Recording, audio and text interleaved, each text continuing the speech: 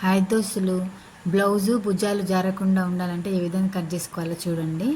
Back part cut చేసుకున్న తర్వాత back part ఆధారంతో ఫ్రంట్ పార్ట్ మార్క్ చేసుకోవాలండి. చూడండి, నేను బ్యాక్ పార్ట్ 2 ఇంచుల పైకి ఫోల్డ్ చేసుకొని బ్యాక్ పార్ట్ ఆధారంతో సేమ్ బ్యాక్ పార్ట్ ఏ విధంగా ఉందో అదే విధంగా 2 ఇంచుల పైకి మలుచుకొని కిందన షేపట్టి దగ్గర సేమ్ మార్క్ చేసుకుంటున్నాను.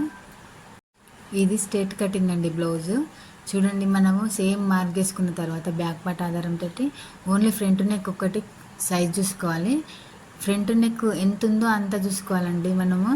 చూడండి, ఇప్పుడు నేను స్ట్రేట్ కరెక్ట్గా ఇక్కడ స్ట్రేట్ వచ్చింది, పైకి నెక్ కూడా స్ట్రేట్గా వచ్చింది. నేను 6.5 ఇంచులు పెట్టుకున్నాను.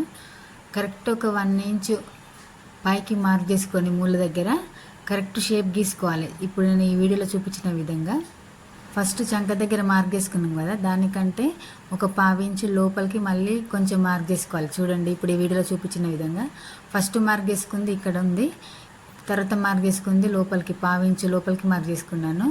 నెక్ దగ్గర కూడా కరెక్ట్ షేప్ రావాలి.